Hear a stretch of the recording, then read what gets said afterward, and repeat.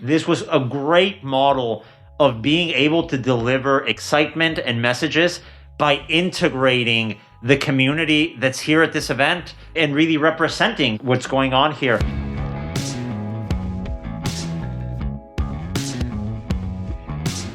This is the Box Office Podcast. Today is Thursday, August 26th, day 4 of CinemaCon 2021. I am Daniel Luria, the editorial director of Box Office Pro, the only publication in North America exclusively dedicated to theatrical exhibition.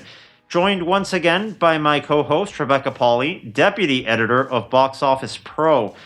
Guys, this is probably going to be our longest episode yet. We have recaps of the Neon, Universal, Disney, and Focus Features presentations, followed by a conversation with Dolby's Jed Harmsen, Vice President of Cinema and Content Solutions. And concluding this episode is going to be an exclusive recording from Monday's Executive Roundtable panel here at CinemaCon. Globally speaking, a look at the international market. It features panel members Mooky Greidinger, CEO of Cineworld, Veronika Kwan Vanderburg, President of International Distribution at Universal, Alejandro Ramirez Magaña, CEO of Cinepolis, Mark Vayan, President of International Distribution at Paramount Pictures, and was moderated by Nancy Tartaglione, the International Box Office Editor at Deadline. But before we get started, here is a message from our sponsors. Today's episode is brought to you by Dolby Laboratories. Elevate your cinema offering with Dolby. Dolby boasts a diverse portfolio of products for every auditorium need, from Dolby Cinema, Dolby's pinnacle movie-going experience, to Dolby Atmos, their premium immersive audio offering, to auditorium packages tailored for any size theater and everything in between. Dolby also offers a full range of audio, imaging, accessibility, and content management solutions designed to give audiences a best-in-class cinema experience. Discover the Dolby difference. Learn more at professional.dolby.com/cinema. Oreo Cookies has figured out a way to take a concession stand classic to the next level. That's right, it's Oreo popcorn, and it's popping up at theaters across the country. This new blockbuster treat is made with real Oreo cookie pieces, drizzles of Oreo base cake, and drizzles of Oreo cream. What better way to welcome back moviegoers than with an amazing salty and sweet treat that combines America's favorite cookie and popcorn to create true movie theater magic? Want to taste a snack that's destined to be a hit for yourself? You can head over to OreoPopcornSample.com for a complimentary sample of Oreo popcorn. Again, that's OreoPopcornSample.com to get your complimentary Oreo popcorn sample today.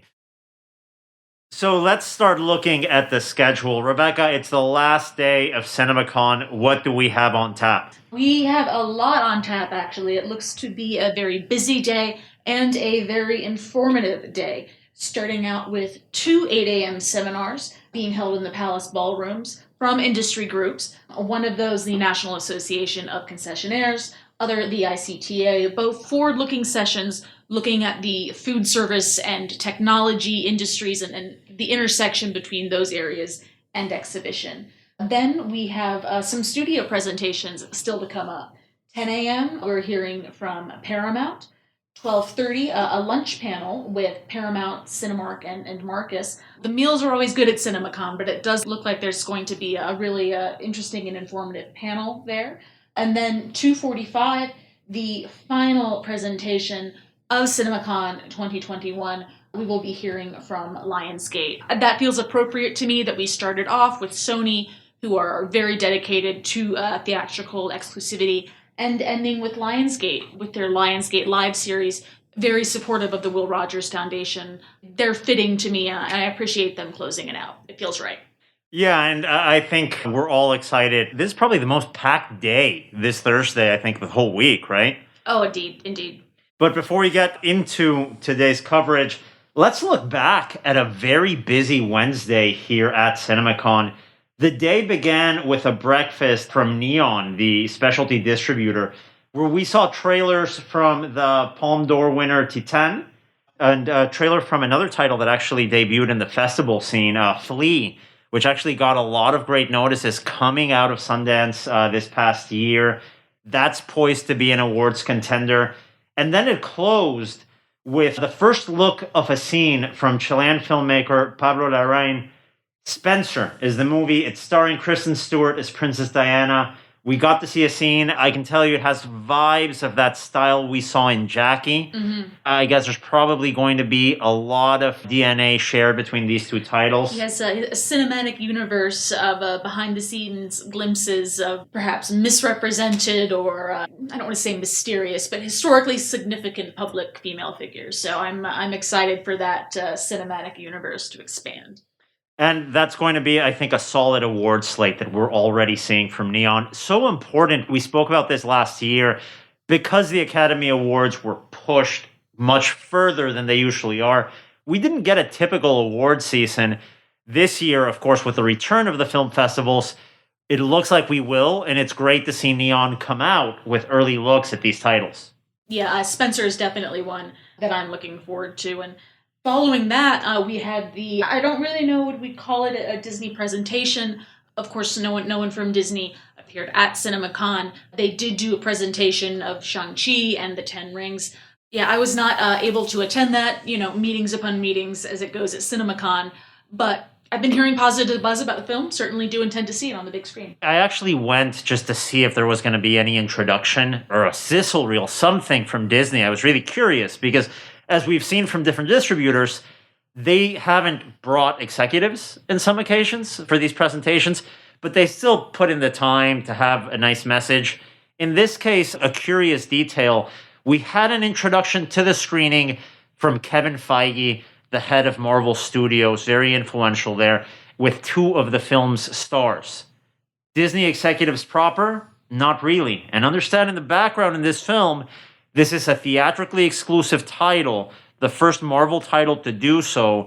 Comments from Bob Chapek, the CEO of Disney, at a recent investor call, he might have used language, I think, that probably positioned Shang-Chi as a quote-unquote experiment.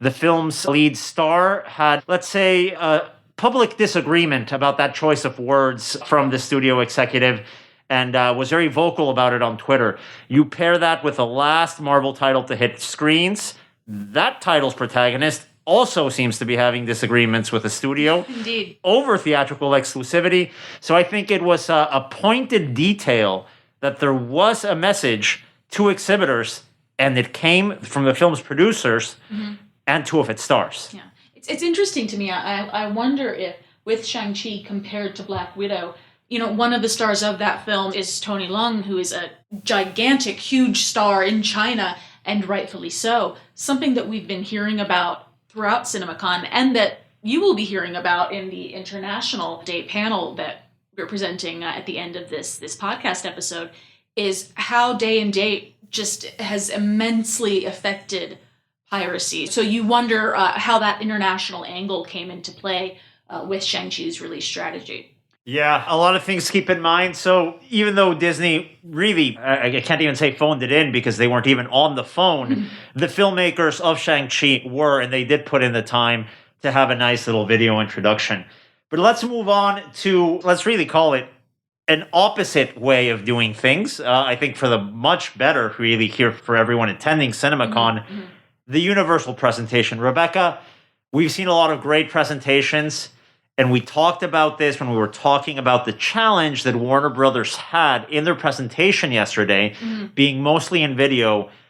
This is how you do a video presentation, I think. It was thoughtful. The production value was there. Well, but before we get to that, I mean, Jim Orr did come out, and you can't not talk about F9. Right. And he came out in person. We have to say this. It was both. He was there. Yeah, it was Jim Orr, the head of distribution over at Universal, and his counterpart on the international side of things, Veronika Kwan Vanderburg, who you will hear from in the panel session shortly. Yeah, and I mean, what can you say about F9? It is the highest grossing worldwide title of the pandemic era. There was a video of the stars of the film specifically addressing and thanking CinemaCon and exhibitors. I feel like John Cena looked into my soul and said, thank you. So, box ticked. That's what I wanted. One less thing for the bucket list. Yeah. That's great. Yeah. But yeah, so just really celebrating F9, highlighting the Return to Theaters campaign, of course, that Vin Diesel kind of kicked off with See You in the Movies. It was really a good reminder, I think, of the fact that amidst the doom and gloom reports that for some reason outlets persist in pushing, movies have hit and do hit and will hit. And then later on in that presentation, we got to see some of those future films from big action blockbusters like F9 to their specialty distributor division focus features and the more, let's say, quote unquote, adult titles. Now, let me preface all of this by explaining what Universal did during this presentation. They had 8 titles to showcase. 6 of them, Rebecca, original titles, something that Jim Orr was really stressing was a big part of Universal's strategy in the next coming years. They have 2 sequels, Halloween Kills and Sing 2. The rest of them are original movies. And Jim was very upfront in saying this is going to be a big commitment from our studio moving forward. Now, they had stars of each of these titles come up, introduce their movies to the audience through a video presentation. And in doing so, they also mentioned one of their favorite cinemas that they go to. And then the presentations cut the cinema workers from each of these locations. It was great. The first one to go up was actually Matthew McConaughey in his video address introducing Sing 2 and also plugging an Alamo Drafthouse location over in Austin. And then we had a fantastic example of representative from that location introducing the film as well. What did you think of that footage? Just the production value of going from Matthew McConaughey to the Alamo Drafthouse to the Sing footage. I mean, you can tell there was thought put behind it. There was production value behind it. I mean, just the fact that Universal went to these creatives and asked them and got them to talk on screen. You're not just an actor, you're a fan of movies or you wouldn't be in them. You know, what's your favorite cinema? Daniel, you know, and hopefully our listeners know as well if you read our magazine and the website. It's a question that we like to ask because it's fascinating just to know about the cinemas that people love. And, you know, as with yesterday with Adam Aaron presenting the Marquee Award to cinema employees, I think this year more than ever, it was really emotional and really, really beautiful that cinema employees got the spotlight. And to skip ahead for a bit, later on in the presentation, Lisa Bonnell came on to present Focus's slate, and she was visibly emotional. Yeah, and of course, Lisa Bonnell being a veteran of exhibition as well. She's an executive that worked many years on the exhibition side, is now on distribution. And it was great basically seeing her speak off the cuff in presenting the Focus feature slate, visibly touched by the impact of these videos. So that's a little bit of context of how the Universal approach to their presentation worked. They started by thanking the exhibitors attending with a video message directed towards the cinema owners and the cinema workers for opening F9 to fantastic numbers. And then we went to these star-driven introductions of titles where they also introduced their favorite cinemas and cinema employee to speak a little bit about the movie. We talked about Sing 2. Then we have another sequel, the second sequel in this presentation, Halloween Kills. Jamie Lynn Curtis going up, very energetic and heartfelt message, and she introduced the Magic Lantern Cinema in Ketchum, Idaho.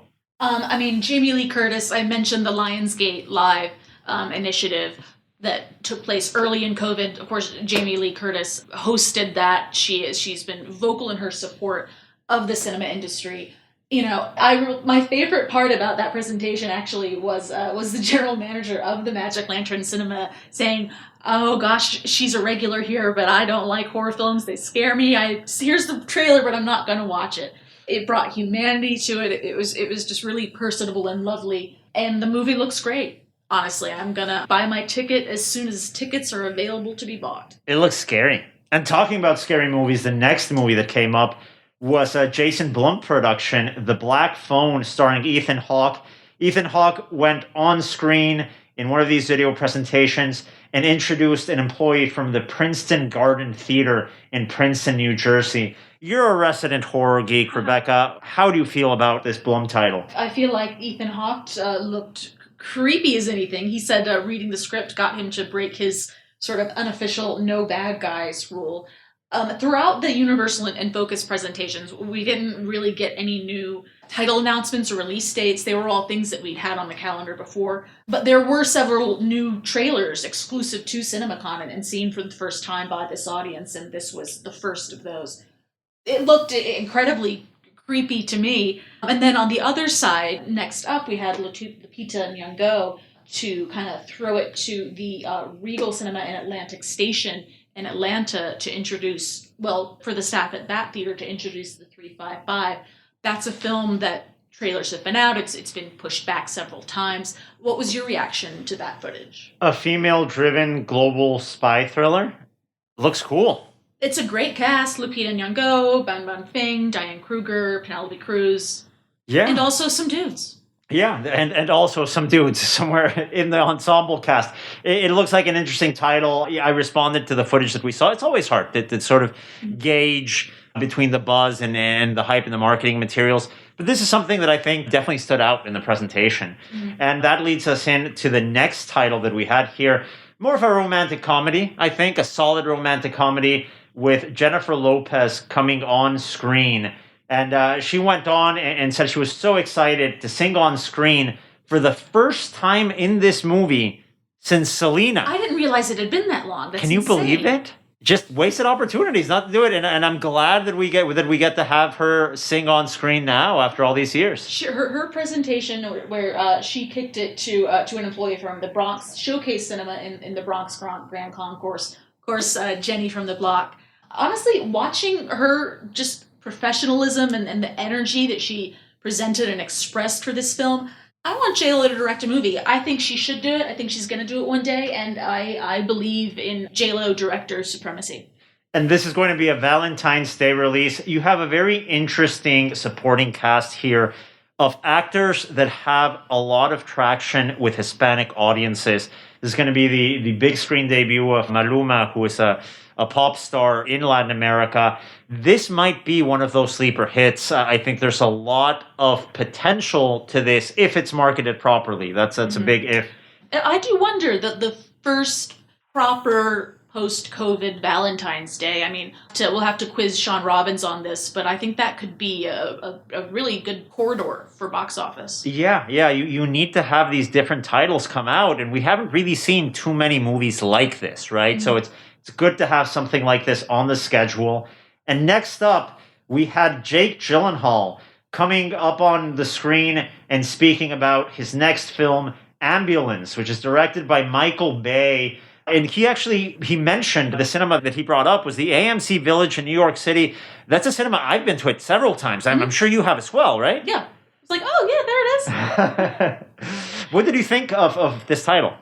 With Jake Gyllenhaal, remember around the time Nightcrawler came out when Jake Gyllenhaal started to get a little weird and just that crazy energy that he has somehow sometimes now in films. Yeah, we went from like emo Jake Gyllenhaal to like just straight up weird Jake Gyllenhaal. Weird Jake Gyllenhaal. Yeah, he had that like boxing movie that Eminem was supposed to star in. Which one was that? Southpaw? Yeah, that was supposed to be Eminem. Ended up being Jake Gyllenhaal. He was good. It was good, but that's prime weird Jake Gyllenhaal. I'm a big fan of weird Jake Gyllenhaal. And this looks like it is going to follow in that vein of weird Jake Gyllenhaal. So again, there's a lot in this slate that I'm looking forward to.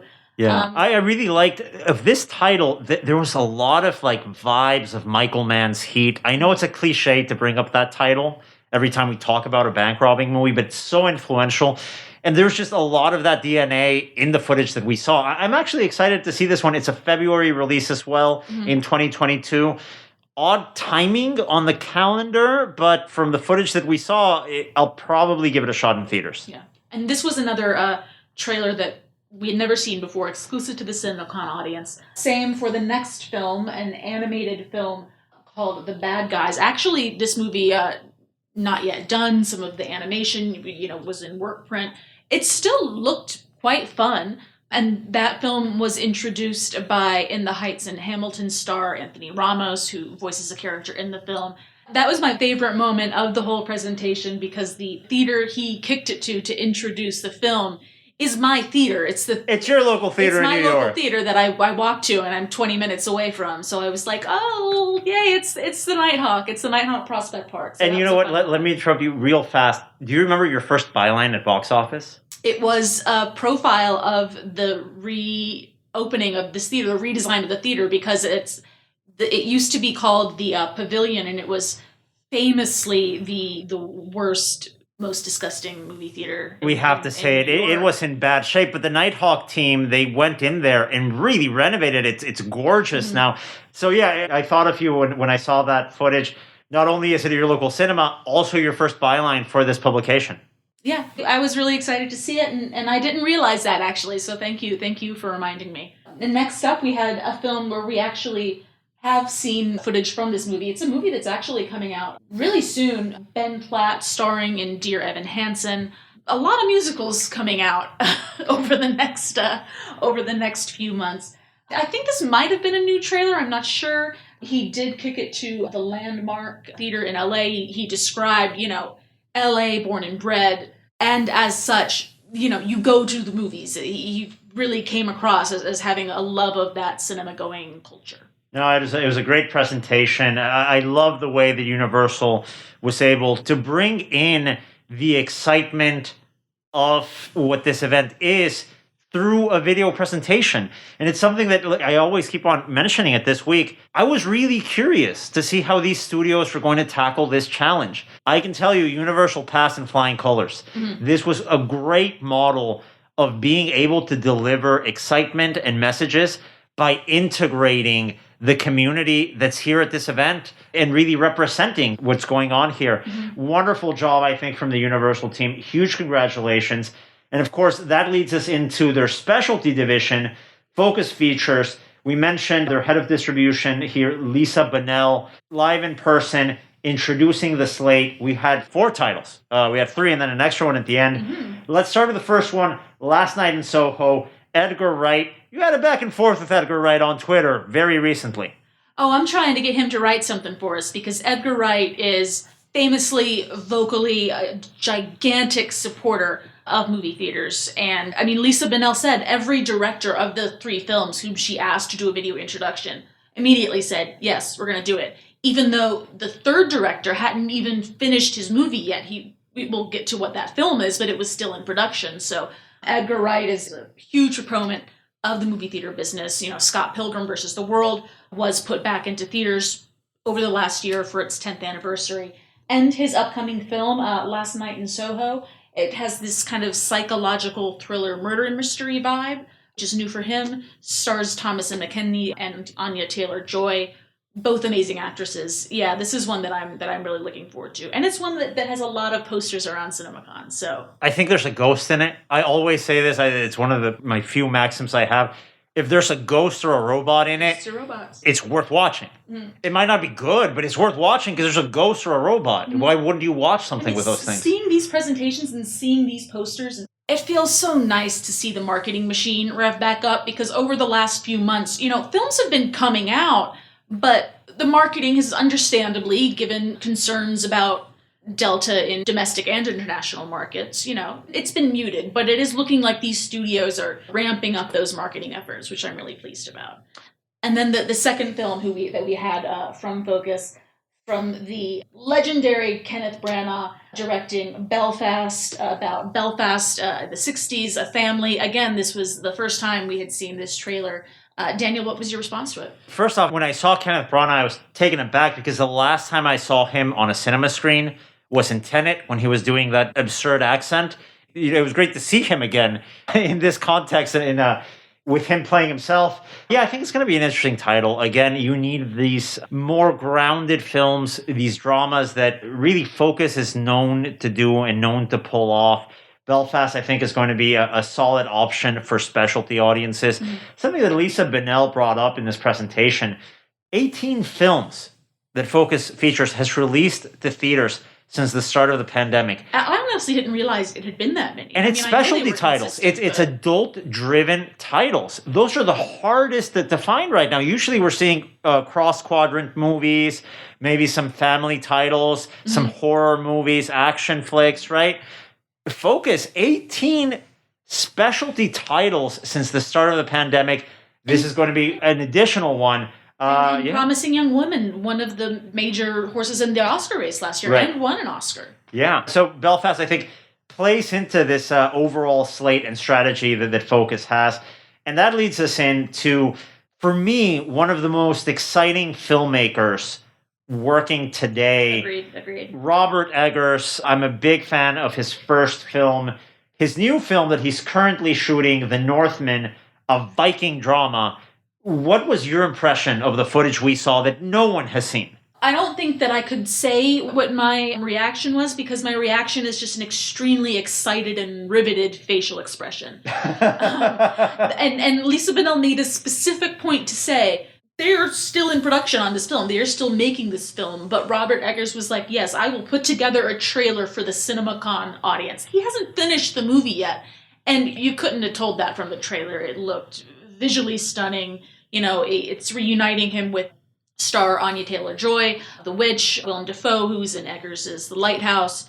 That, for me, was my number one anticipated title from this presentation. And then to close up that presentation, we actually saw a little bit of footage from the next Downton Abbey movie that has been pushed. It was originally set to open in December, got pushed back to March. Rebecca, what's the title of this movie? That would be Downton Abbey, A New Era. It does look like a new era for the Crawley family, because they are going, it looked to be like on a tour out of Britain, on the road. I had a really good time with the first one. Clearly, a lot of people did. It made a lot of money. And, Daniel, as we've spoken about kind of offline, this is going to be a key title for maybe the older, millennial female audience. Right, absolutely. And we were ready to pack up and leave. I actually left. I missed this. I had no idea it happened. Rebecca, you stuck around for the credits. What happened at the end? We got a little sneak peek, a little soupçon here for Jurassic Park Dominion. Just some behind-the-scenes footage of the stars talking about the film. Director Colin Trevorrow talking about the film. What I'm most excited for, we have Sam Neill and Laura Dern, Jeff Goldblum coming back, kind of the reunion of the original Jurassic Park squad and the new Jurassic World squad. I'm excited for that. And the kind of logline elevator pitch, as was described in this video, is what would happen if dinosaurs did exist alongside humans in the world? Would humans be okay? Spoiler alert, no. Yeah, I couldn't see that one coming. No. But I'm looking forward to see how that works out in a feature film on the big screen. Rebecca, thank you for joining me here on this news and analysis segment of the Box Office Podcast at CinemaCon. We're now going to jump to our interviews, starting with an interview with Dolby's Jed Harmsen. He heads up a big part of the company's cinema division. It's an interesting conversation, so let's jump right into it. And you're in such an interesting position over at Dolby because you're working with content creators directly, you're working with distribution directly, and with exhibition as well. So you're really touching all of the different points in a film's life cycle. Part of that is that we've seen an uptick in premium format screenings since cinemas reopened around the world. And of course, as a global company, you've seen that sort of progress from one market to the next. Have you seen that reflected among audiences visiting your Dolby Cinema auditoriums? And what is the format's current presence around the world? So short answer is yes, we've absolutely seen the same uptick and the same progression, and that's both here in the States as well as internationally. I think we'll first couch it as we're definitely seeing growth in the premium experience segment, right? That seems to be outpacing, I guess, the opportunities that are less differentiated.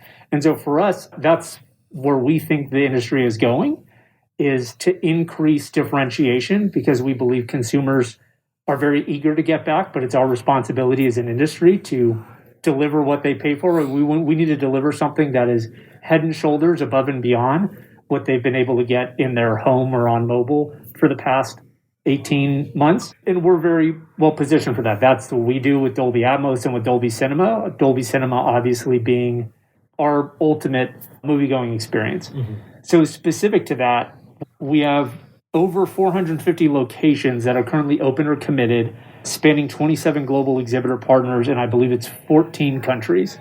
So it really has continued to see growth and is pretty vibrant. And earlier on, we actually saw for some of the territories that reopened a little earlier, so like Saudi Arabia, Korea, China, et cetera, we've continued adding screens and adding exhibitor partners. So for us, that was a validation of our hypothesis that, look, moviegoers are going to want a premium experience when they're safe, comfortable, and able to come back to cinemas. So we've been able to see that progression through the pandemic and even to this day. And now we have, again, I believe it's 370 films that have either been released or that are committed in Dolby Vision and Dolby Atmos for Dolby Cinema. So the platform has really, I think has really been thriving, and we are continuing to see, even over the past couple of weeks, like with Free Guy and others, where Dolby Cinemas are outgrossing a lot of comparative screens on a per-screen average basis, which again, I think is all validates exactly what you said earlier, Daniel, which is the premium segment sort of outpacing the rest of the industry. Yeah. And like I said, that's really our sweet spot and where we see the industry going, frankly. And of course, Dolby Cinema, as you mentioned, isn't the only premium format you have. Dolby Atmos, I think, could be considered a premium format. It could also be considered just an elevation of the regular audio experience when you go into a cinema. With seeing that Dolby Atmos presence grow over the past couple of years in cinemas around the world, what is that current global footprint of that immersive audio technology? And what are some of the releases you guys have coming out in the format to help audiences come back into theaters? You're exactly right. We certainly view Dolby Atmos as a premium experience as well. And that is now at over 6,700 auditoriums, again, installed or committed on a global basis. I can't even count the number of exhibitor partners, but I know we're over 100 countries. So we're very well represented across the globe on that front. In terms of upcoming titles, so from a total content volume standpoint, I believe we're now over 2,000 titles that have been released or committed in Atmos since its inception. So it's pretty impressive just to see that type of scale. And we have over 200 mixing facilities, again, across the globe that allow creatives and folks in post-production to actually create these Atmos experiences and help bring them to life. A couple ones off the top of my head that I know are coming up that I'm personally pretty excited about. So we just, during the Coliseum earlier, there was a extended clip of No Time to Die. So, it was so good. And I heard, that car chase sequence in Atmos, it sounds fantastic, yeah. So that's a pretty exciting one that's coming up. I think everyone, the whole industry is crossing fingers. It looks like that release date is holding, and I'm very excited that I'm hoping that will hold. What else is coming up soon? Shang-Chi, Legend of the Ten Rings is coming up. Dune is coming up. Top Gun Maverick, of course, which I'm pretty excited about. Yeah. I was born in the 80s, so like to me that's like a heartstring. That's a heartstring one that I can't wait to go and see. Matrix 4, I believe, is another Atmos title coming out. So really, there's a really strong slate of content that's coming up, and I think what we're starting to see that's really interesting, and this kind of mentions like bringing the Scott Pilgrim piece back into it, is it's covering a lot of different genres, if you will, within film. It's no longer just action. It's covering drama. A Quiet Place, which came out a while ago, was great and just had a really unique usage of Atmos as part of its storytelling. So we're really seeing the technology being used for all different forms of film and different types of content. Well, I went to a Dolby Cinema screen here in the U.S. at an AMC to watch Old from M. Night Shyamalan. And the Atmos there, for me, personally, I think has been my personally favorite use of Atmos, because you could really feel the spatial scenario, in this kind of quote-unquote closed set that you have in that title. It's a lot of fun seeing how creatives use sort of the tools that we give them. So the best analogy I can provide is it's our responsibility to come up with the innovations that provide a broader palette for the creatives, right? Mm-hmm. So I think of it as they had an easel and they only had 5 colors. Well, now we want to give them an easel that has 100 colors. And as you can imagine, how people choose to use that palette is totally different, right? Some use 100 of the same, various shades of blue to tell a really nuanced and subtle picture, and some like to use a whole bunch of different colors, and some, may be more limited in their palette choices. And so for us, it's, again, how it's used in different pieces of content is really exciting to see, and I think that's what we love, is seeing how the creatives get excited by it, how it can help the distribution business, and how it can help our exhibition partners. And I think that leads to my next question. For me, being in the pandemic in my one-bedroom apartment in New York City with my wife, it hasn't been easy. We have one TV. It's in the living room. I know you guys have home entertainment products. If I install them, my neighbors will kick me out of my apartment. There's no way I'll be able to stay. So I've been dealing with, my rinky-dink built-in TV audio for a year and a half. Going back to the movies has been fantastic once you get that cinema sound, once you get that big screen. Right now, with the situation that exhibitors are going through, what role do you think tech innovations can play to really help exhibitors out of this crisis? It's a great question. And I think first and foremost, from a Dolby perspective, we are extremely committed and extremely caring about the big screen experience and shared experiences. It's a really nuanced question. So the way I think about it is, from my standpoint, we are social beings to begin with, right? I don't think any of us enjoy, there's probably some that do, so I don't want to use too broad a brush, but I think the majority of us like engaging and being with other people and whatever the activity is. Anyone who I've asked and said, assume the pandemic ends tomorrow, what's the first thing you're going to do? Not one person has said, sit at home and turn on my TV. Right? So I give that context because I think what it illustrates is that we kind of actually have a natural tailwind coming up for the industry, right? People have a built-in desire to get back to movies and to go and re-engage in these group entertainment opportunities.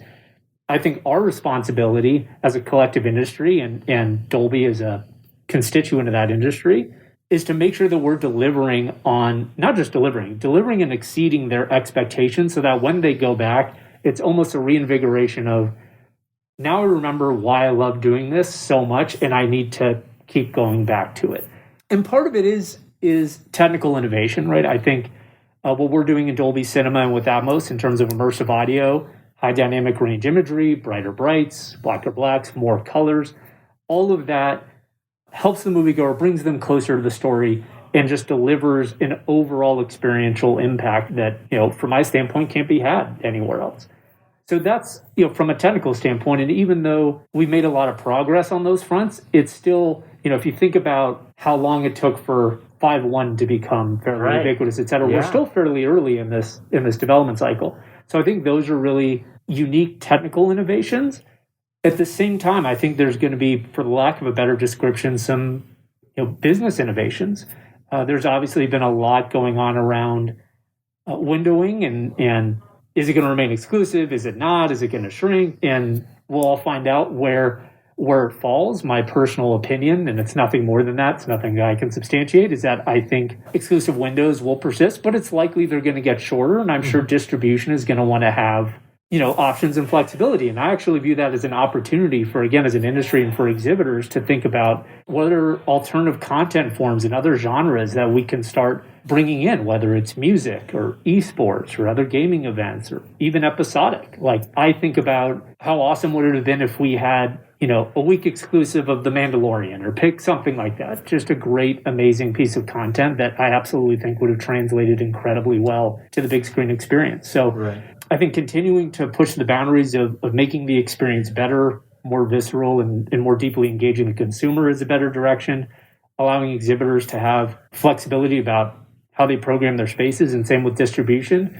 Because ultimately, I think people want to go out and have an out-of-home experience. We just got to make sure that we deliver it, and we deliver it earnestly. Jed, thank you so much for joining us today. Really appreciate your insights. We look forward to hearing more from Dolby and your innovations in the coming weeks and months. Of course, thank you again. Great to see you. Thank you for having me. And now moving on to our next interview, a recording from that Monday afternoon executive roundtable panel here at CinemaCon.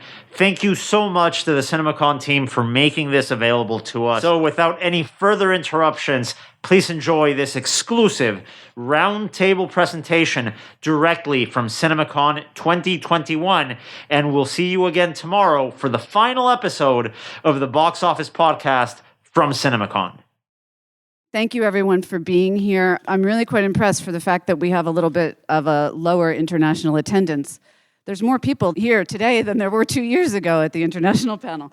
So bravo. Thank you, everyone, for being here. I'm very honored. I'm going to just preface this by saying, please forgive me if I seem a little bit nervous. This is the first thing I've done live with a physical audience since that thing in CinemaCon in April of 2019.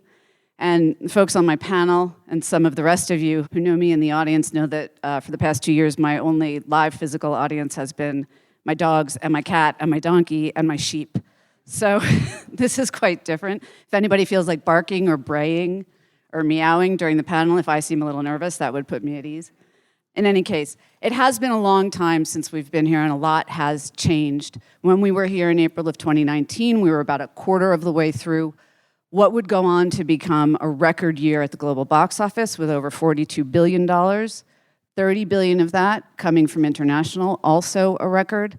And then 2020 hit, and the industry was plunged into an unprecedented state of chaos and limbo. Everybody had to be nimble, had to pivot, had to learn, and had to make difficult decisions. Things are getting better. We're not out of it yet, but I do have some figures that I wanted to just share, because one thing that's undeniable throughout all of this, even prior to the pandemic, is the strength and importance of international box office. In 2019, it represented 73% of the global total. In 2020, which was a dismal year, fair enough, it represented 82%. And through the year to date, this year, based on figures from ComScore reported territories, global box office is currently at $10.15 billion, with $8.2 billion of that from international, repping a little bit, just under 81%. A lot of that skews to China, fair enough, but we can't forget other important mature markets in Europe and emerging markets in Asia, mature markets like Japan, which have thrown off some great hits recently. So I'm not going to keep talking. I'm going to let these experts help me out about some of the challenges that we are now facing, which obviously include things like streaming and piracy and the Windows situation, the need for films that encourage people out of their homes, and a lot more. So let's get on with unpacking all of that. I'm going to go in order of how we are listed on the schedule. So I'd like to ask Mooky, could you come up? Mooky Greidinger, CEO of Cineworld Group. Thank you. So, yeah, wherever you like. And next, Veronika Kwan Vanderburg from Universal, President of International Distribution at Universal. Who's next? Alejandro Ramirez Magaña, CEO of Cinepolis, Latin America's largest exhibitor. And Mark Vian, who is President of International Theatrical Distribution at Paramount. I wanted to get your titles correct. I know all of you so well, but it's hard to keep track of all of that.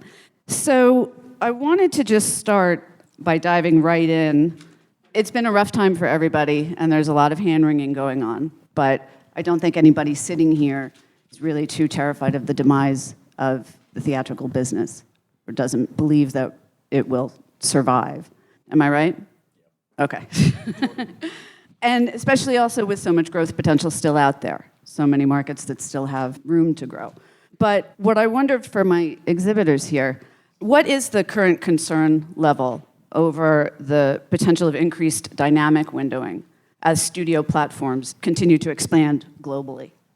I think in general, we are after the, let's say, the lowest point. We know there are different variants that are coming and going, and there will be probably more. But I think we are at the stage now that we should learn to live with COVID, not to run away from COVID.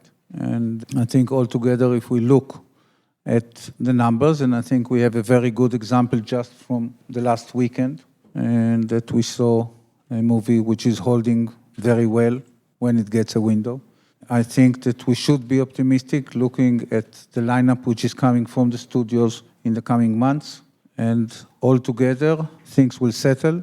And I'm very optimistic about the future of this industry and the theatrical business in particular.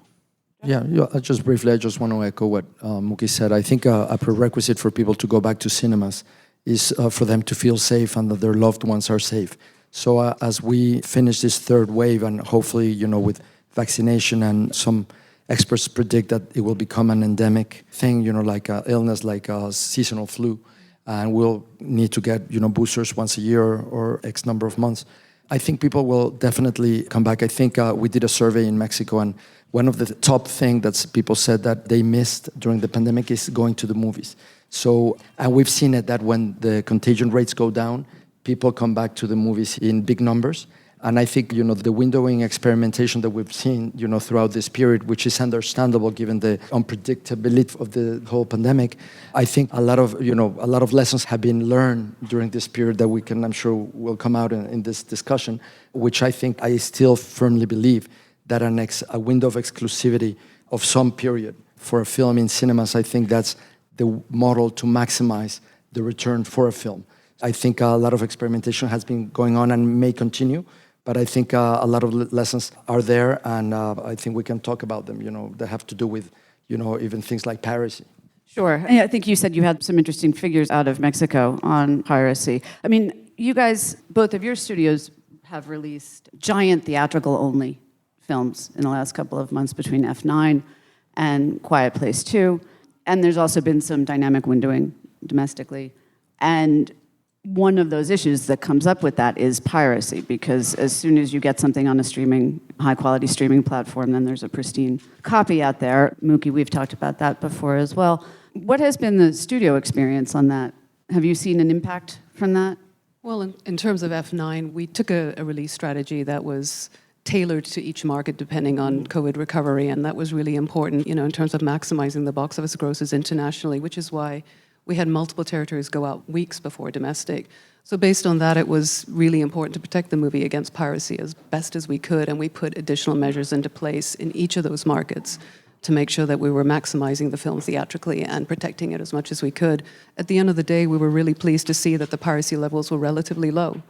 Is that partly also because it wasn't, you're still recording something in a cinema if you're pirating it at that point? That's right. Yeah, okay. And Mark, I guess same thing with Quiet Place, right? I certainly agree with Veronika in terms of this. And each and every market is going to have a different sort of window. Every market plays very different for how long that they normally stay in theaters, how do they open. So I think, we're going to continue to see whichever window we do set here in the future, it will be a window that's going to be appropriate for that marketplace.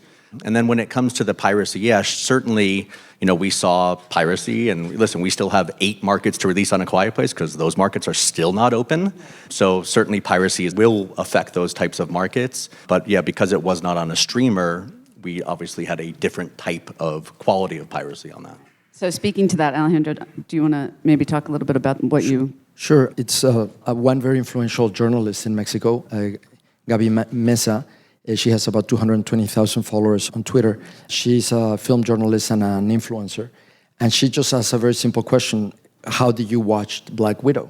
And 28% said, I watched it in a movie theater. 13% said, I watched it on Disney+. 32% said, I did not watch it. And 27% said, I watched it, pirated it.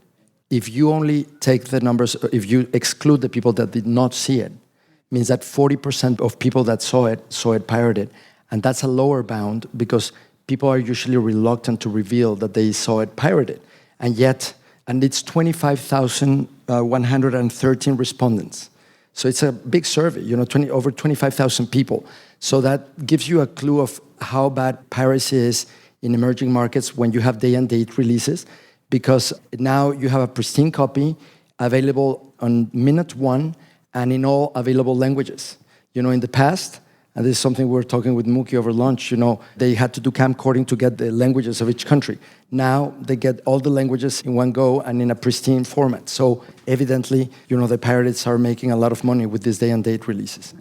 And that's something that is neither good for exhibition nor for the studios. I mean, everybody loses in that case.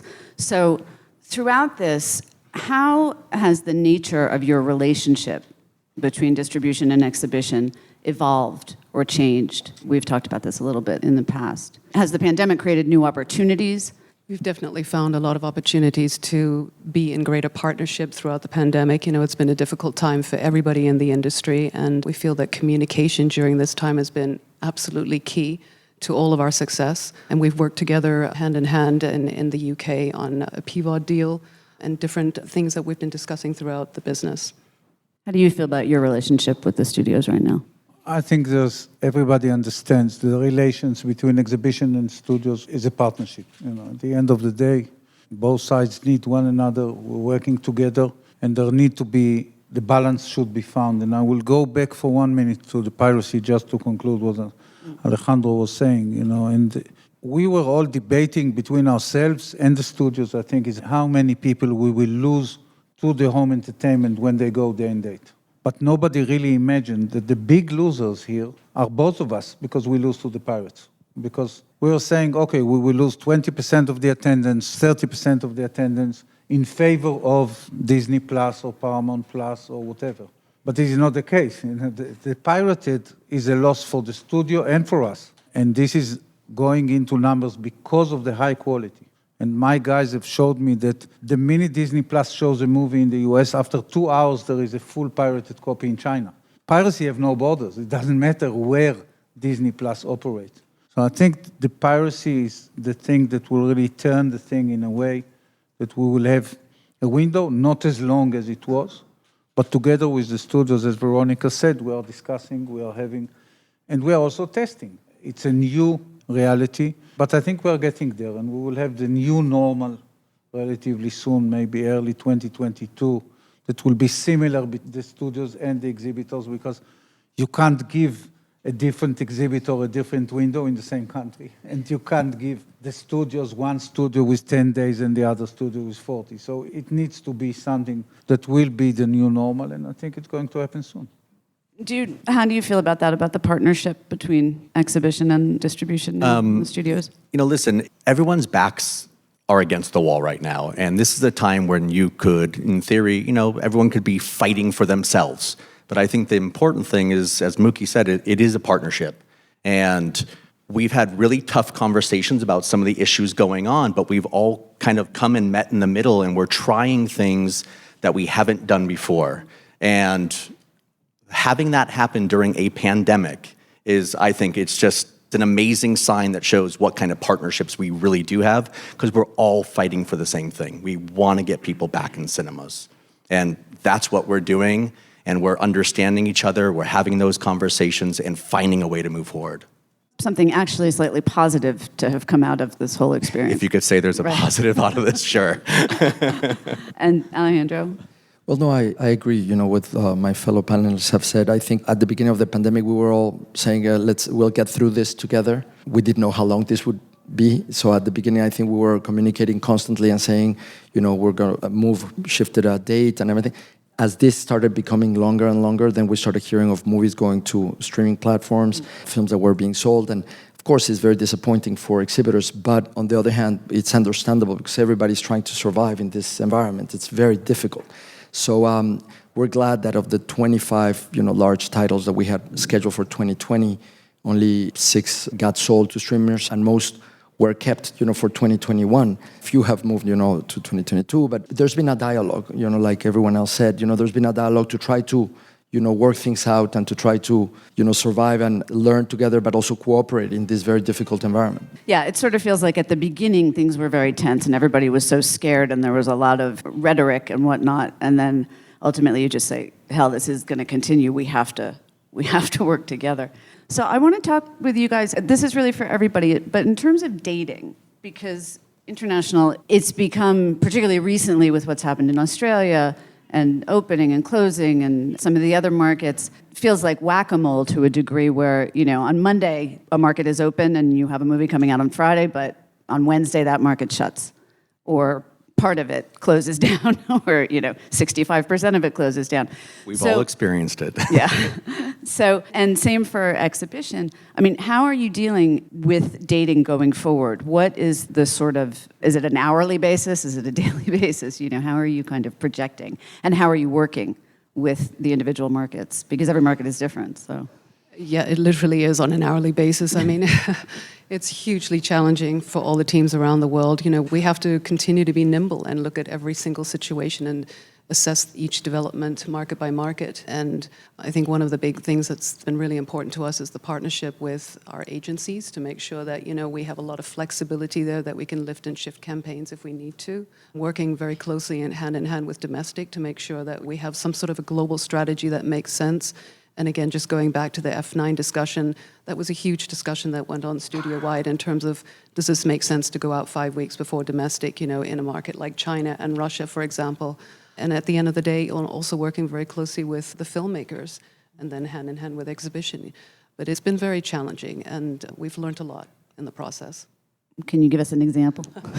Well, for one thing, a go, no-go date is very important. And once you have that go, no-go date, you know, making sure that you have the right process in place, the right people in place, again, the agency partnership, making sure that we have a lot of support there and flexibility in the campaigns that we've been creating. You know, we've been working more and more towards digital. I think everybody has talked about this, but there's more flexibility there than the traditional media that you would spend. And for the exhibitors, I mean, in terms of when a market just shuts down or there are, you know, partial closures or the movies have come off the schedule in short window, how has that been for you guys to deal with? Look, I think many of the people that are sitting here know how difficult it is, because on one hand we have the issue from the studio side, which is the lineup of the movies are moving. We, for example, as Cineworld Group, took the decision when Bond was postponed last October to close our cinemas again. Some of our competition decided not to close, you know, and everybody has his own elements of when you take the decision and what you do. But one of the things that for the international companies like us, that we operate in 10 countries, and Alejandro will also say this, you know, we have different rules from every government. The one prime minister thinks the best thing is that kids will not be allowed to the movies. The other one thinks we need to keep 5 seats between one transaction to another. The third one thinks we should not sell popcorn. You know, it's crazy. And you're sitting and you're dealing on a daily basis with the territories.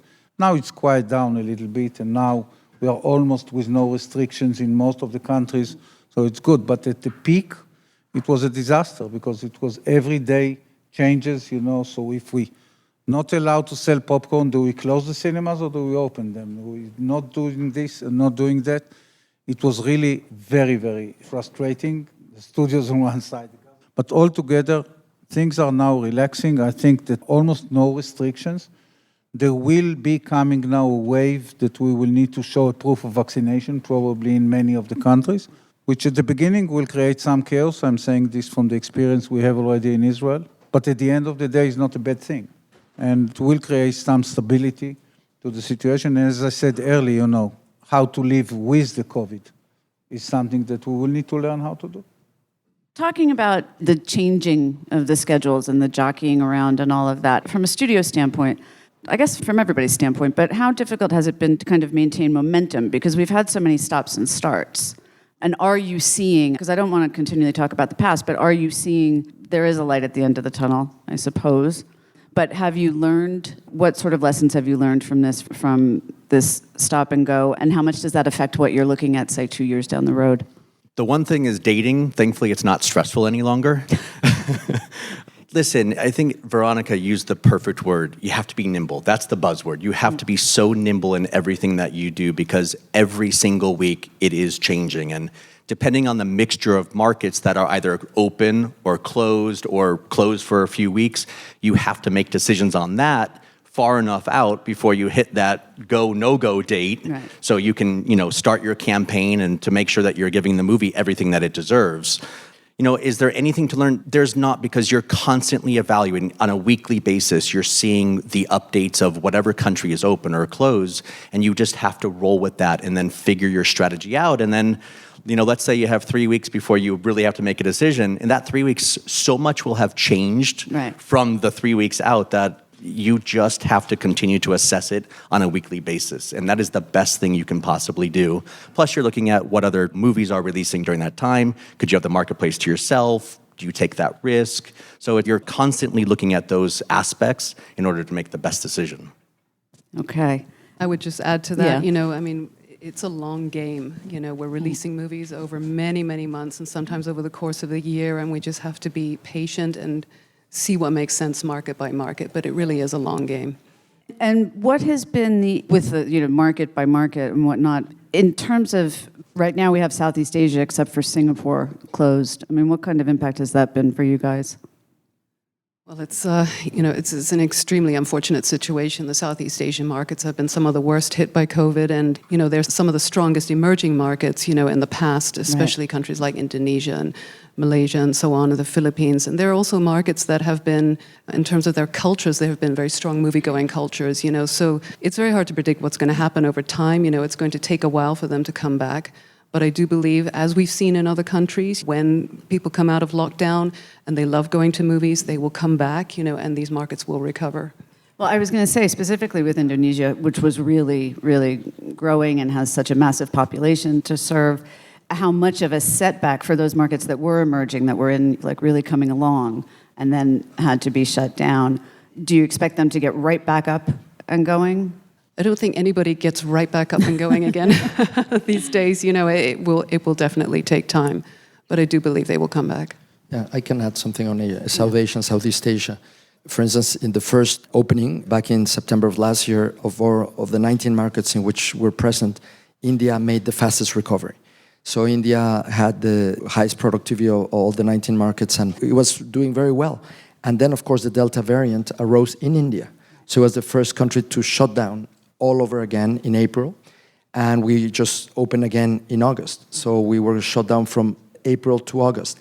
But even in just the 2 weeks that we've been opened, again, the recovery has been very, very quick. And again, India is on top of our charts in terms of productivity per screen. So then the epicenter of the pandemic moved to Southeast Asia. We have operations in Indonesia. And of course, Indonesia had a lower recovery or not such a fast recovery as India, but they were on the way of recovery, and then everything is shut down. So of all the 19 markets in which we're reopened back in 18, and only Indonesia is fully closed. But in some of these markets, we were closed for 18 months in a row, like Peru only opened 2 weeks ago, and we closed in March of last year. So it was from March of 2020 to August of 2021, and yet we cannot sell food and beverage in Peru. So we hesitated whether we open or not, because we were doing in some countries what we don't call it a break-even analysis, but a loss-even analysis. How do you lose less, open or close? Because you're going to lose in both instances, but it's just how do you minimize, burning cash? And of all the, regulations that Mooky was alluding to, because even within a country you have wide diversity of regulations according to each state and municipality. But the craziest that some of our Japanese colleague exhibitors shared in a GCF call a few months ago is in Japan they forbade selling large popcorn, not small and medium, but large. And I'm like, this is absurd. Why large? Oh, because people take longer to eat a large popcorn. So they analyzed that small and medium were okay, but large popcorn is not okay. So just to give you an idea of the creativity of regulators. Right. So let's talk about something that's slightly more positive. What is driving people back to the movies? I mean, is it, in an overall sense, is it more weighted to the vaccination rates? Is it more weighted to the product? How are you seeing it right now? I would say that the first thing that drives them back to the cinema is because they miss the cinema. And we see it clearly when people are coming to the movies, safety is very important. And we made a huge effort to keep the cinema safe and really sterilized and do whatever we could do from our side. But people, first of all, came back and said they are happy to be back because they miss the experience of going to the movies. And this should be maybe the most encouraging fact for us, because it shows that this business is here to stay.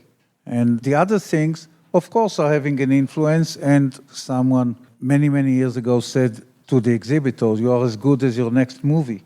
The product, of course, drives a lot of the thing. And the minute we have the movies, I think we showed already good results. And we are showing better and better results. And the minute things will stabilize, as I said before, people will be. But people missed the cinema. They want the experience. We talked about it so many times, about the difference of experiencing a movie in the cinema and outside of the cinema. There are surveys today that are showing, for example, and there's a famous one that is moving around the industry, about Wonder Woman 2 that was surveyed, and the amount of people that really enjoyed the movies from the people that saw it in the cinemas is double than the amount of people that enjoyed it when they saw it at home. So it's a different experience, it's something else. It's also the fact that you don't see the movie alone. Alone means 5 families alone. If you see a movie, a big comedy or a big action movie with 200 or 300 people around you, it's a different experience altogether. And this should be encouraging for all of us. And this keep us being optimistic. What kinds of movies are working, do you find, internationally right now? Is it varying region to region?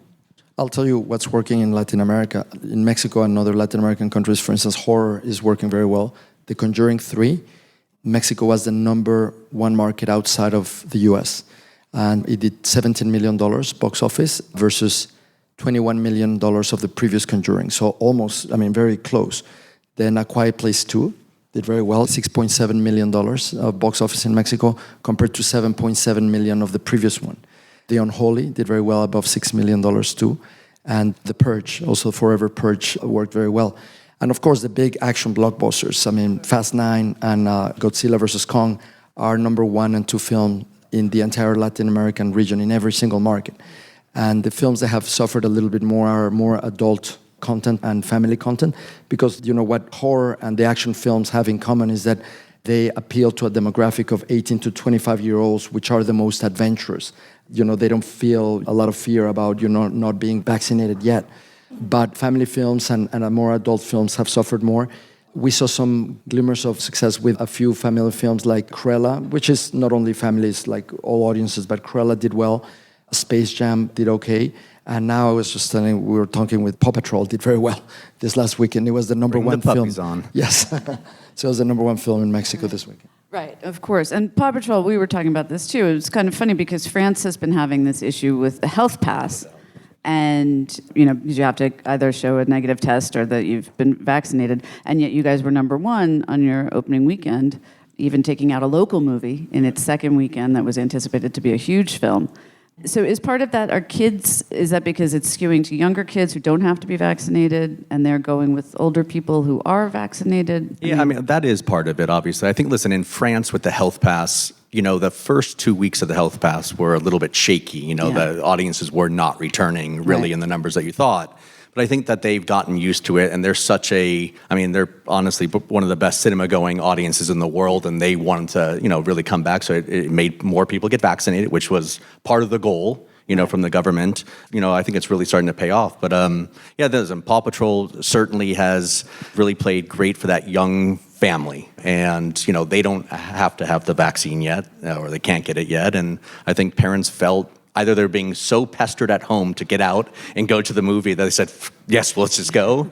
Or, they're feeling comfortable enough because, as we all know, there haven't been cases reported coming out of a cinema. And I think that that's a really strong message that I think resonates around each and every single market. So I would say that that's really, helped contribute to Paw Patrol being a nice success for the families. What have you been seeing working internationally? Definitely branded event movies, are working internationally, as is usually the case, but especially now. We've certainly had great success with Fast 9, and we were really confident, again, also going into what Alejandro is saying about teens and 18 to 25-year-olds. It's the right audience, the right kind of movie. We felt that you needed to have the right kind of franchise-branded movie to bring moviegoers back. Movie's done $525 million and continues to roll out internationally, so we feel really good about that. But certainly branded event movies, talked a little bit about some of the others. In Latin America, we also have Croods and Boss Baby internationally. And going back to the health pass, again, less affected by the health pass because in France in particular, under 18-year-olds do not need to show a health pass. So it's been helpful on that front too. What I want to talk about also is going forward, because what is the messaging?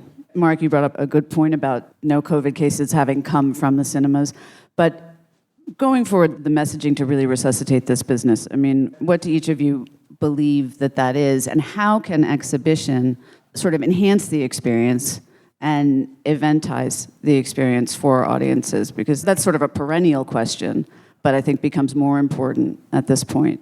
I think the task for exhibition remains very similar to where it was before pandemic. The first and foremost, we need to deliver good cinemas and good experience. And there's nothing that can compensate if someone goes to the movies and the picture is dark, the sound is not good, cinema is dirty, or equipment is broken. So our part, we are not making the movies. Our part is really to deliver the experience, good service, and all the things. Nothing has changed. Maybe it became even more difficult now because we need also to deal with masks, and we need to deal with sanitary and all the other things. But in general, this is what we need to do. At the other hand, we need also to be open to additional products. I agree with everything that all my fellows here said with regards to the product, but we see also now the importance, because we are in the international panel here, of the local product in the other countries. And no one can really describe the difference when you have suddenly a strong Polish movie or strong Romanian movie and all this. This is not competing with the studio movies. These are an addition that help us to keep the business. Yeah. And any support and anything that can be done, not all the countries can produce local product. Countries that can do it, it's becoming very, very important. It also helps the studios because that local product, if it's a success, helps all, rising tide lifts all boats, and it gives the studios more exposure. People just going through the lobbies and seeing the trailers and all of that kind of stuff. Veronika, when you see a Demon Slayer do what it did in Japan, is that encouraging to you? Absolutely. It gives us all hope, that a marketplace can rebound and rebound to pre-pandemic levels and then some. Same thing, even for exhibition. If you're not, like in a market like Korea, even things that we started to see last summer with Peninsula, and despite what they're doing right now, how is that for you, kind of looked at from afar? Well, actually, we've also experimented, and we've been doing that from before the pandemic with a lot of alternative content that has become very important in some months in which content has been very low. And talking about Korea, actually our best alternative content in the first opening last year was K-pop, the BTS concert. It beat many movies for several weeks. And then also Blackpink, which is another K-pop. And also we've programmed anime films like Demon Slayer as alternative content, because even though it's a movie, it's a film, it's a niche product in Latin America. So I think alternative content has become even more relevant than before because it helps you through the dry periods. Right. And yes, and going back to what Mooky was saying, I think the things that are driving people back, yes, it's the experience. So we need to remind them why cinema is so much better than watching it at home. That the sense of immersion and the deep emotional connection that they get watching a film in the big screen, it's completely different than from watching it in an iPad or on TV at home. And about two, I also think we need to convey better the message that cinemas are safe places. That it's one of the safest places of out-of-home entertainment. I think cinemas is the safest. Safer than a restaurant, safer than a cafe, safer than a concert or a club or a sporting event. So if you want to get out of your home and be safe, cinema is one of the safest, or probably the safest, by the mere factor that people are in silence and all watching in the same direction. And in many countries, there's still most of our markets still social distancing. I don't think we've been able to convey that, and that we have high air volumes and a lot of circulation, a lot of injection from outside air. So the air quality is much better than in a restaurant. And in a restaurant, when people speak, they issue 14 times more saliva particles in a restaurant than in a cinema or in an activity that is in silence. And yet people, because there's a study that I'm assuming people know, but of course no, we were commented in the Global Cinema Federation Advisory Board meeting a few months ago, and we made it available for whomever is interested in it. It's a study by the International Air Quality and Health Institute in Brisbane University in Australia by Dr. Moravska, and what she found is that an activity that is conducted in silence, but with physical activity, like in a gym, you issue 7 more times saliva particles than an activity that is in silence and without physical activity. An activity that is without physical activity, but where people talk, like in a restaurant or a cafe, people issue 14 times more saliva particles. And an activity where people actually yell, sing, or shout, like a concert or a club, or a sporting event, they issue 90 times more saliva particles than an activity that is conducted in silence and without physical activity. So through that, we know that going to the cinemas is the safest out-of-home entertainment. Yet we haven't been able to convey it effectively. And I think that's something that we all, as exhibitors worldwide, need to do better. Did they study the difference between a small popcorn and an extra large popcorn? Not yet. That's the next one. Okay. Sorry, I didn't mean to be cheeky, but I just couldn't resist. So, in terms of what you guys are looking for from one another, and what can exhibition do for the studios or for distribution, what can you guys do for them going forward? I mean, in terms of, does exhibition need to get more involved in marketing? How does that sort of work? We have a huge, diverse lineup of movies coming up, and it's really important to us to release them theatrically. And we're in a time where we need to do as much communicating as we can out in the marketplace, to consumers.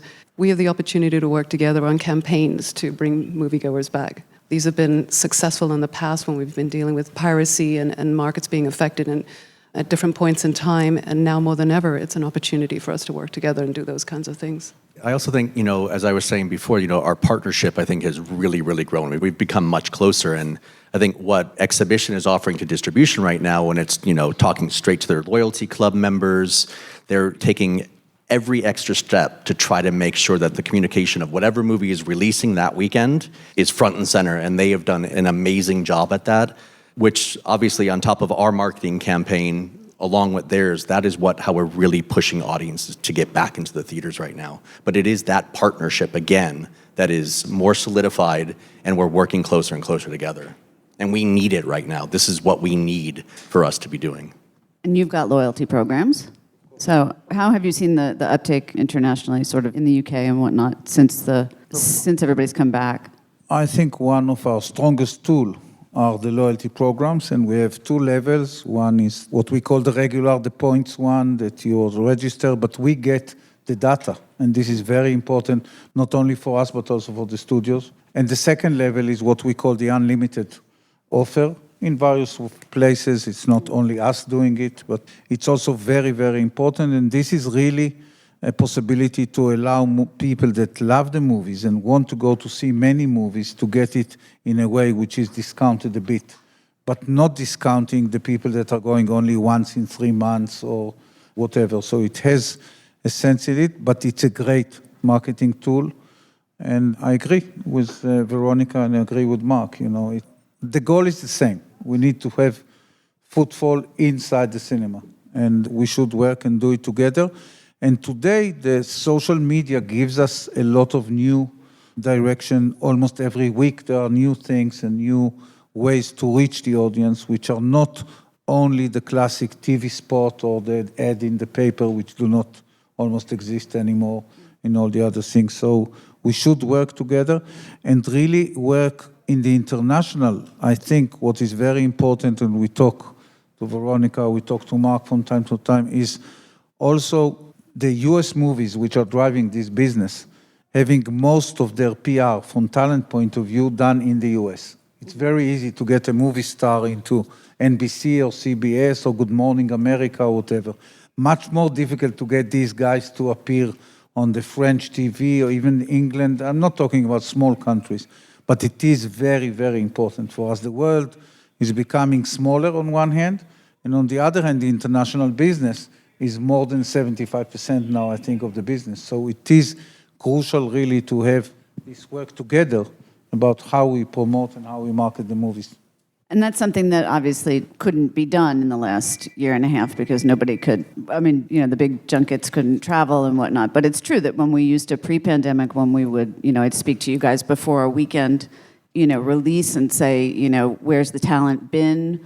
Is that a plan going forward to get back to that kind of thing? Oh, for sure. That is definitely the top of the list. As soon as the markets can open, we don't have to quarantine people in these markets.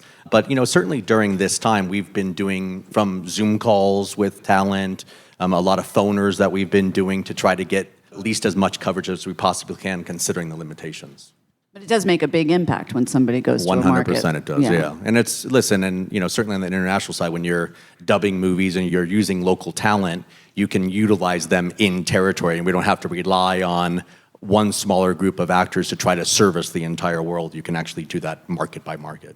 Or you have Tom Cruise, who will just go to 82 countries. Or Tom just goes around. In 3 days. Okay, A Quiet Place 2 was one of the most recent or one of the last movies to get into China, to release in China before the summer blackout. Is it a positive sign now that they've started dating Yeah, Hollywood listen, it's movies? always a positive sign when they start to date movies. You know, certainly Free Guy has now gotten its date, and you're starting to hear rumblings on other pictures getting in. So I believe that market is going to be opening up, and you're going to see a lot more movies coming in. Okay. We're being very optimistic, and I think we have every reason to be. And I mean, still the unpredictability of the virus, we don't know, but I think hopefully we've come to a point where we've, sort of passed a cap. What, however, might give you pause in the future, other than, an 18th wave kind of thing? I mean, really, that's what it is at the end of the day, right? It's the unknown, the uncertainty that something else could happen. But we do feel that as vaccinations increase, market restrictions decrease, consumer confidence rises, we should be in a great place, down the road. How long that will take, market by market, will really vary in each territory. I am really hopeful. We just released Fast 9 in Japan, and even despite rising COVID, and concerns in the marketplace, the movie did extremely well. It's going to be our third highest market internationally, globally actually, behind domestic and China. So it's great to see that happen, and we feel very optimistic about the future. Mooky, what are you concerned about in the future the most?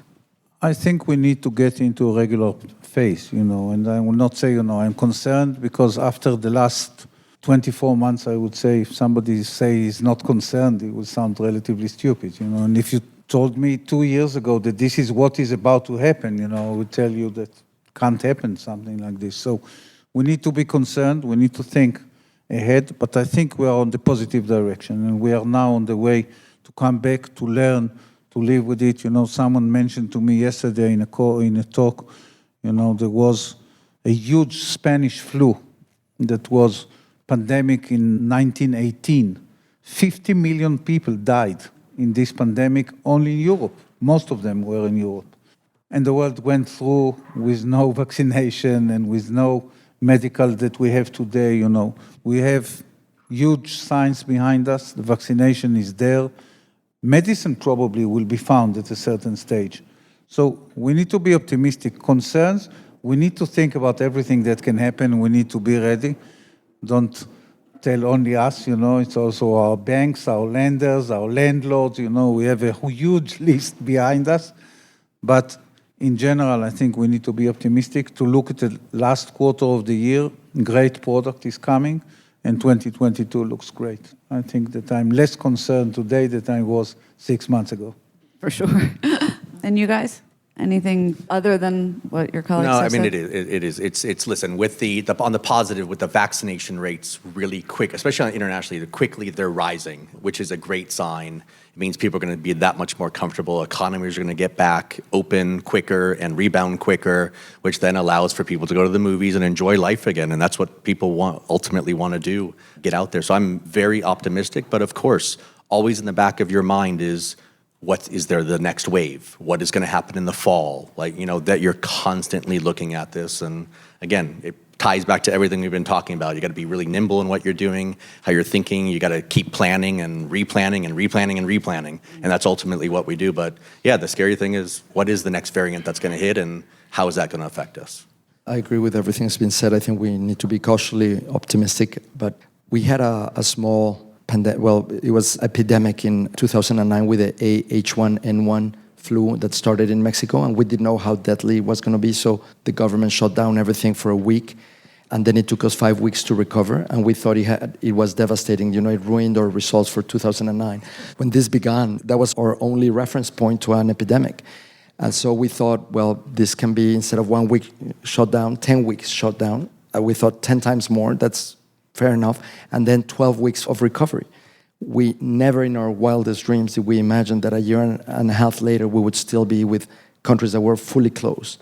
I agree with everyone. We need to be optimistic, cautiously optimistic, because especially what Mark said, we don't know what the next variant will be. But fortunately enough, every variant the vaccines have been effective for every variant.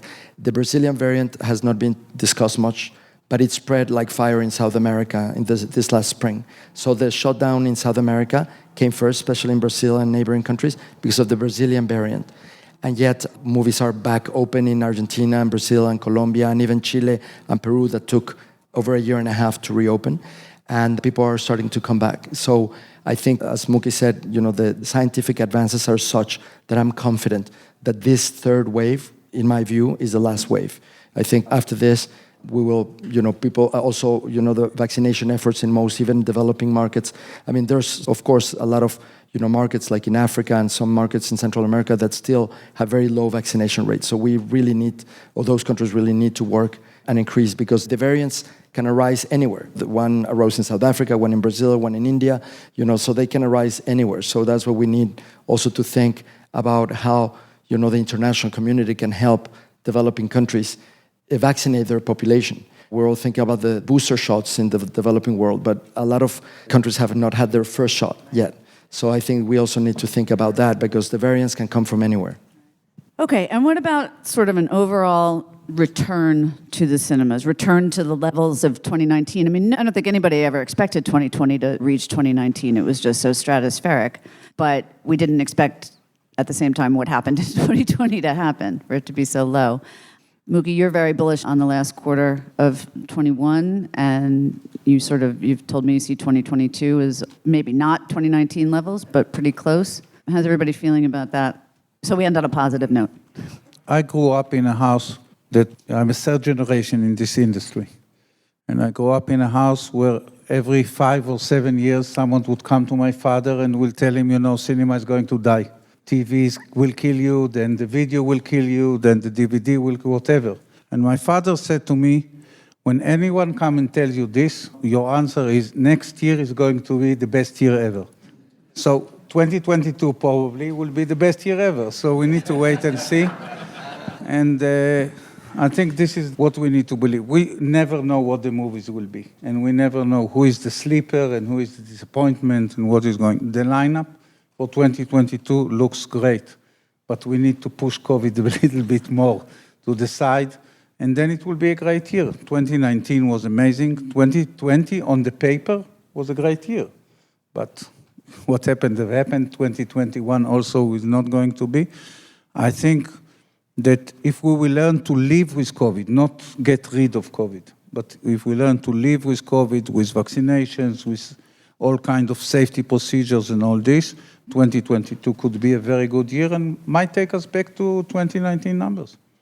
I think that's a pretty good sort of final line, unless anybody has anything to add, unless you sort of believe completely the opposite. No, listen, I think it's warranted that we have this cautious optimism for the business going forward. I mean, we're seeing it, Veronika. We're seeing it in France. You're seeing it in the UK. You're seeing it in Russia. You are seeing some really great numbers come from markets, and every market is going to be on a different timeline because of how the virus is going and the vaccinations and how each government has dealt with it. But you can see in certain places that we're poised to come back. It's just a matter of time. Okay, and speaking of time, we are out of it. So thank you, everyone. Thank you guys very much. I really appreciate you being here. Thank you, Nancy. And all of you guys, thank you.